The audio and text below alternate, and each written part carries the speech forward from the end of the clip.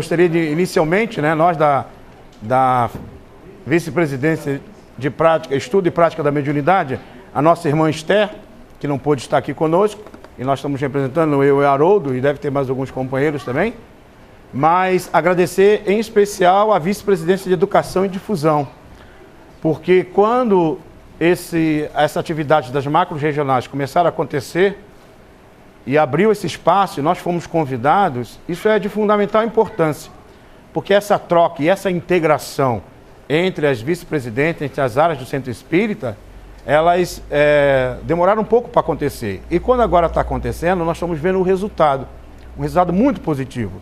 E como tema central, Jesus como mestre, como médium e como médico, traz para nós um paradigma que nós já participávamos dele, mas não dávamos conta de inserir em nossas visões, em nossos trabalhos, a visão do Cristo, o entendimento do Cristo, a maneira como o Cristo fazia. Só que há um ponto de fundamental importância para nós espíritas, que quando Allan Kardec publica em 18 de abril de 1857, o Livro dos Espíritos, ele traz um novo paradigma para a humanidade. É a percepção das questões ou da visão dos espíritos, do mundo espiritual. Por isso que nós espíritas possuímos hoje um instrumento de informação a respeito do mundo espiritual que por até descuido nosso nós temos desprezados. E às vezes, muitas das vezes nós trazemos do mundo, de uma forma geral, das ideias materialistas, porque em todos os fundamentos das instituições existentes, das ciências existentes, das práticas sociais existentes, de qualquer outra área do conhecimento humano que existem, todas elas são de origens materialistas. Então a visão espírita, ao trazer um novo paradigma, é preciso não que a gente destrua essas instituições ou esses modelos existentes, mas que venhamos fazer uma nova releitura. E essa releitura passa principalmente pelo conhecimento do Espiritismo. E se eu não o tenho, eu fico com dificuldade de fazer essas conexões. Então, o estudo e a prática da mediunidade, ela visa justamente propor ao movimento espírita estudar a mediunidade sem o intuito de formar médiuns, sem o intuito de ir para a reunião mediúnica, mas se conhecer a realidade do plano espiritual. Esta é uma das propostas, uma das linhas do ICM, do estudo continuado da mediunidade, para que todos, sem exceção, conheçam realmente essa realidade, que é o instrumento que o nosso codificador se estruturou para, a partir daí, construir esse conhecimento que nós possuímos. É interessante analisar essa questão do paradigma. Certa feita, Allan Kardec, ele se correspondia com mais de 1000 correspondentes, porque ele falava e escrevia em diversos idiomas, ele se tendo uma correspondência com um companheiro do Peru, e esse amigo dele do Peru diz que pegava o livro espírita em francês, o Livro dos Espíritos, e traduzia para os aborígenes, para os indivíduos que tinham pouco conhecimento daquela região do Peru. E ele, ao traduzir as obras espíritas, ele ensinava sobre a reencarnação, ensinava sobre a realidade do mundo espiritual. Certa feita, ele escreve a Allan Kardec dizendo o seguinte, que foi muito interessante o estudo sobre a reencarnação, porque um dos aborígenes disse, perguntando para ele, quer dizer que quando nós morrermos, podemos reencarnar de novo? Claro, pode. E nós podemos reencarnar lá no meio dos brancos? Sim, pode reencarnar. E os brancos, quando morrem, também pode reencarnar no nosso meio? Sim, pode acontecer. Então significa que um parente meu, um amigo meu, alguém que eu amo muito, ao morrer, pode reencarnar lá no meio dos brancos? Pode. Então quer dizer, se eu brigar com os brancos, eu posso estar brigando com um amigo meu, um parente meu? Sim. Então não é bom brigar com os brancos? Não, não é bom.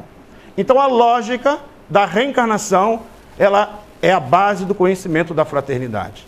É a base do conhecimento dessa solidariedade. Se nós observarmos o berço, o caldo cultural que o Espiritismo se apresenta, principalmente no século XIX, é o caldo cultural estabelecido pela Revolução Francesa, da ideia de igualdade, fraternidade e liberdade. Mas essa bandeira não teria nenhuma base, porque se considera as diferenças entre os indivíduos, se não fosse pela visão espiritual. Então, a doutrina espírita ela veio trazer um elemento novo ao conhecimento humano. Não dissociado de Jesus, mas trazer um novo paradigma. Por isso que a nossa percepção em relação a todos os instrumentos existentes no mundo, mas principalmente sobre a nossa prática, ela deve ser vista com essa interatividade com o mundo espiritual, que é a nossa realidade. Hoje nós estamos desse lado, né? Amanhã estaremos do outro lado, espiritismo do outro lado de lá, né? Tem o do lado de cá e do lado de lá. Fazemos... Isso, E fazemos parte o quê? De uma grande família universal. Nós vimos a proposta do Cristo, ele como governador espiritual do planeta, ele não está falando para um grupo, ele não está falando para um indivíduo, ele não está falando para uma geração, ele está falando para espíritos imortais, que somos todos nós. Nós fazemos parte dessa engrenagem. Então hoje, quando nós observamos o movimento espírita, não devemos ver o movimento espírita simplesmente numa visão particular, o centro espírita, numa visão individual. Nós temos várias áreas do conhecimento espírita, da prática espírita, que nós precisamos perceber. Todas essas ações que o movimento espírita desenvolve, todas essas ações, elas devem existir de uma forma integrada. Por isso que nós devemos ter uma visão sistêmica do centro espírita. Não dá para ter uma visão isolada. Uma área não deve simplesmente ela se estruturar em detrimento à outra, mas sim uma integração entre os elementos. E quando nós visamos essa visão de integração, é preciso que nós venhamos a fazer aquilo que a Sandra disse de manhã, rever as nossas atitudes de gestão. E a gestão da proposta espírita não é a gestão do mando, do poder, centralizado em um ou dois indivíduos, mas é a gestão participativa, onde todos têm a mesma possibilidade e a mesma condição de orientar, de ajudar o processo. Mas se nós ficássemos apenas visando ou observando pelas questões materiais, nós teremos que organizar a nossa área de gestão. Mas daí precisamos incluir justamente uma visão educativa, como se propõe a área da vice-presidente de educação, uma visão espiritual, que se propõe a área da vice-presidência da mediunidade, e essa social, como bem o nosso Helder colocou agora, dessa ação não só dentro da casa espírita, com a sociedade, de uma integração do indivíduo, dessa capacidade de integração. Então, quando nós começamos a perceber que essa integração ela vai muito além do que nós possamos imaginar, qual é a área que nós espíritas temos condições de dominá-las em termos de conhecimento e até de prática? É a educação na visão espiritual, a visão da doutrina espírita ou a visão das casas espíritas. Então daí, a dimensão espiritual da casa espírita é preciso que a gente insira como um instrumento de análise, a partir do momento que eu estou construindo todo um processo de crescimento do centro espírita. E aí nós vamos verificar o seguinte, registrou a nossa querida Sueli Caldas Schubert, no livro Dimensão Espiritual da Casa Espírita. O centro espírita é muito mais do que a casa física que lhe serve de sede. Transcende as paredes, aos muros que circundam e ao teto que a cobre. Em verdade, o centro espírita é um complexo espiritual em que se elabora nos dois planos da vida, a vida física e a vida extrafísica, e com duas humanidades, a dos encarnados e a dos desencarnados. Então essa interatividade, ela está acontecendo o tempo todo, em todas as áreas, inclusive naqueles bate-papo na cozinha tomando café. Os espíritos estão lá também.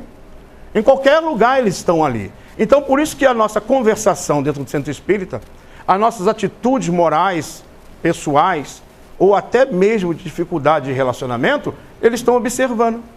E o nosso Bezerra nos orienta. Quando a casa espírita, quando os trabalhadores espíritas, eles têm dificuldade na própria área do relacionamento uns com os outros, eles acabam abrindo brechas para que espíritos que estão, de uma certa forma, desocupados, penetrem e começam a interferir no processo de crescimento da casa espírita.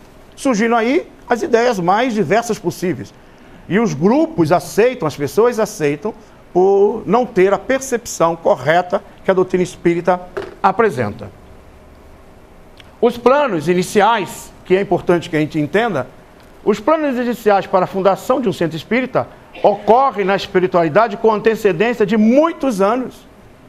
Então, muitas casas espíritas, ao serem criadas, a gente não leva isso em consideração.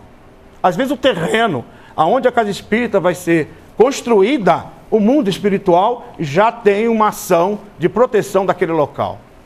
E muitas das vezes a gente nota que muitas casas espíritas nasceram de dissensões.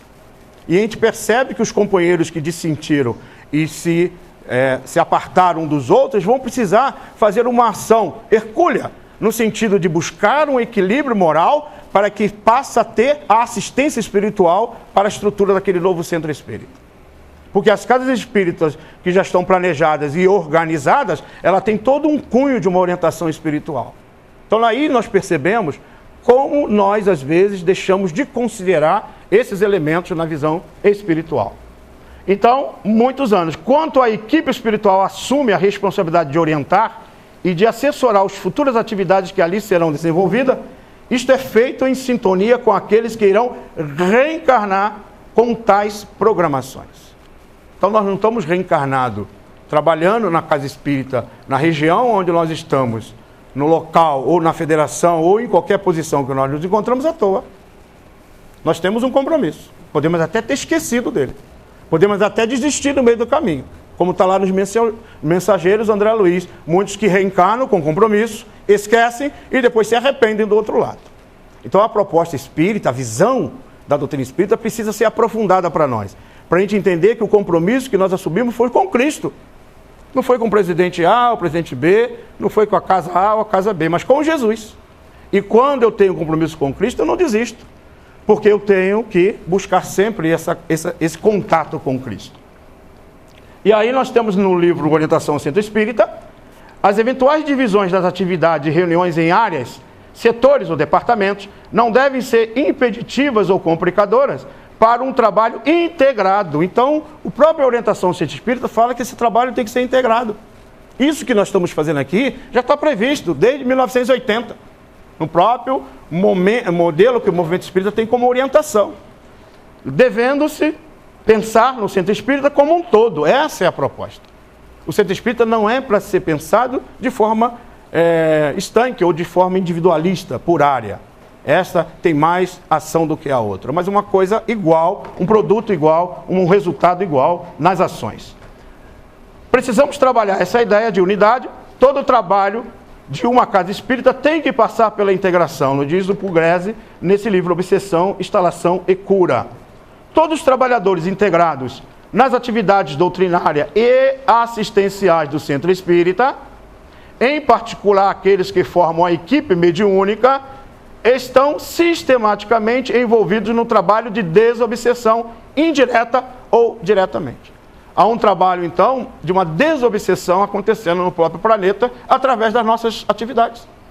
E principalmente os indivíduos ou as pessoas que trabalham na área mediúnica. Existe uma cúpula gerenciadora de todo esse processo desobsessivo na Terra. Então não estamos fazendo esse trabalho sem uma direção.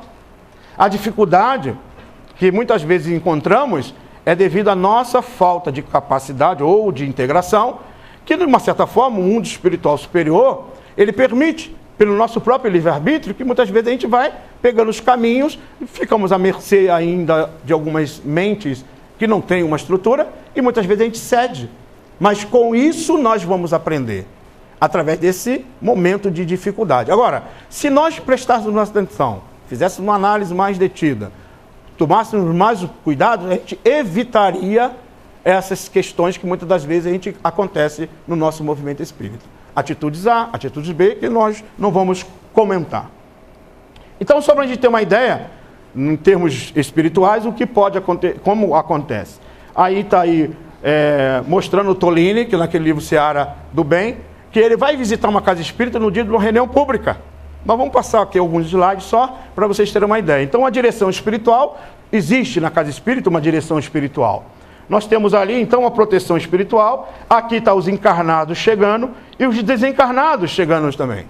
Vários desencarnados não entram no centro espírita, ficam do lado de fora. Outros entram com os encarnados, assistem as palestras.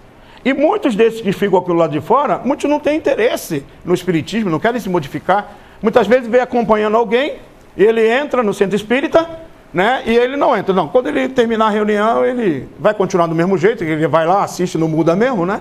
E quando ele sair, eu continuo perseguindo ele. E continua a simbiose psíquica, o envolvimento. E muitas das vezes, diz os espíritos, que esse atendimento a essas almas que permanecem aqui fora, elas também são feitas. Embora é feito aqueles que estão dentro do centro espírita, mas também os que estão do lado de fora são atendidos, porque a equipe do plano espiritual é uma equipe numerosa, que muitas das vezes a gente não percebe. Diz os espíritos, né, mais ou menos, que nós somos cerca de 7 bilhões na Terra. Então a população invisível que nos cerca é 4 ou 5 vezes a população encarnada. Então dá para dividir 5 para cada um, né? Se nós estamos aqui em torno de 30, 40, 50 pessoas, multiplica por 5. Fora aquela turma que ficou lá no ônibus, esperando o pessoal de Florianópolis voltar, né, no carro, aquelas coisas. Mas está presente. E eu sempre costumo dizer nas palestras, quando eu faço, eu digo para as pessoas, aproveitem, quando terminar o encontro, a palestra, saiam rindo. De preferência, rindo, brincando, né, com o pensamento voltado para o bem, porque aquele que está lá fora te esperando, olha, ele vai pela vibração da tua aura. Você mudou, ele olha, cadê fulano? Aí você fica livre durante uma semana daquele processo obsessivo, né? Mas não te preocupa não, na primeira briga, na primeira discussão, ele te acha. Aí continua a simbiose psíquica de novo. Mas vejam, isso é uma realidade. Nós estamos lidando com esses dois planos da vida o tempo todo, no shopping, no supermercado, na rua, em casa, no centro espírita, mais ainda. Então esta é uma realidade que quando eu tenho esse conhecimento, eu vou começando a tomar alguns cuidados. Seja eu o dirigente, o presidente da casa, seja eu um simples trabalhador sem o nome lá na diretoria, que vai fazer uma ação de responsabilidade. A equipe espiritual, então, ela se organiza antes de nós chegarmos para preparar o ambiente da casa espírita. Organiza todo o ambiente da casa espírita, pelos trabalhos que vão ser executados, todas as ações. Eles instalam aparelhos, equipamentos para manutenção, para reprodução de imagens, fenômenos ideoplásticos, que são matérias que nós temos que conhecer, que isso funciona, para fenômenos de tratamento espiritual que vão acontecer, para atendimento à entidade ou espíritos que entram no ambiente. Então todas essas ações acontecem. O próprio ambiente, o local onde vai ocorrer os passes, a equipe espiritual já retorna, já vem no plano espiritual trazendo elementos, até remédios, para serem depositados nas águas. Essas águas, depois que são colocadas esses elementos são colocados na água, elas se multiplicam multiplicam para atender às necessidades dos indivíduos ao serem ingeridas. Porque aí vai ter uma reação como se fosse química em relação à estrutura perispiritual de cada um de nós e pelos valores morais que eu trago. Então ela vai ter uma particularidade, aquela água que as casas espíritas muitas vezes oferecem. E isso tudo é um grande laboratório. Isso tudo é uma área científica inexplorada no mundo ou na visão espírita. Nós não estudamos isso. E está na nossa matéria. Está lá Allan Kardec falando do laboratório do mundo invisível no Livro dos Médiuns. Então nós desconhecemos a própria doutrina que nós temos. E nós temos muita facilidade em querer trazer muitas coisas, mas não percebemos o material maravilhoso que nós possuímos de aprofundar, de estudar, de fazer conhecimento, como fez Gabriel Delane, como fez Leon Denis, como fez Alexandre Kizakov, como fez vários outros estudiosos contemporâneos a Allan Kardec. Parece que nós perdemos essa capacidade de buscar esses conhecimentos e testar na prática, na nossa realidade. Por isso que a doutrina espírita ela é pouco conhecida pelos espíritas, ao dizer de Allan Kardec, numa comunicação dada na Federação Espírita Brasileira, à época do seu centenário. Quando ele recebeu a comunicação, chegou à mão do nosso querido Francisco Thyssen, e ele leu para todos. E Allan Kardec disse assim, o espiritismo está tudo bem, mas só tem um detalhe, ele é pouco conhecido pelos espíritas. Então nós que temos que conhecer. É a matéria nossa. A gente conhece muita coisa, mas o espiritismo, infelizmente, ainda temos dificuldades. Aí são aparelhos, recursos espirituais.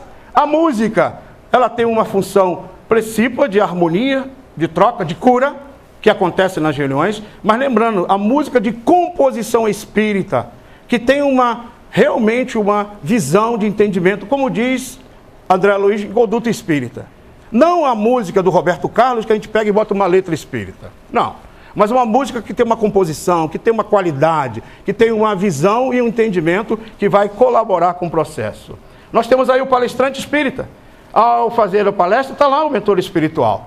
E muitas vezes esse mentor espiritual, e aí eu sempre abro um parênteses para falar, eu falei lá em Joaçaba, que os espíritos que nos aproximam, né, os bons espíritos, os nossos anjos espíritos, os anjos de guarda, eles são fofoqueiros, tá? Não sei se vocês sabem disso, mas é só eu que estou falando isso, tá? Não está escrito em livro nenhum.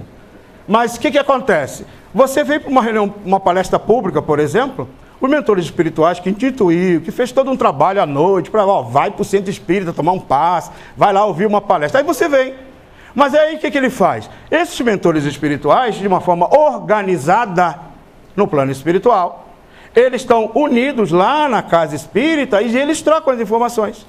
E muitas vezes, ou aquele mentor espiritual que é responsável pelo processo, ele intui o palestrante. Aí o palestrante fala uma opção de coisa. Aí quando termina, muitas vezes acontece isso comigo, a pessoa diz assim, essa palestra foi para mim. Foi mesmo. O teu mentor espiritual contou para ele, o outro contou para o outro, e chegou na intuição do palestrante. E aí o outro já foi para mim também. Ou seja, começa sendo falado as coisas que cada um precisa. Por quê? Porque há uma troca aqui, ó. Esse é um fenômeno científico que acontece no meio espírita. Repito, inexplorado por nós. Nós não conhecemos esse fenômeno de ideoplastia.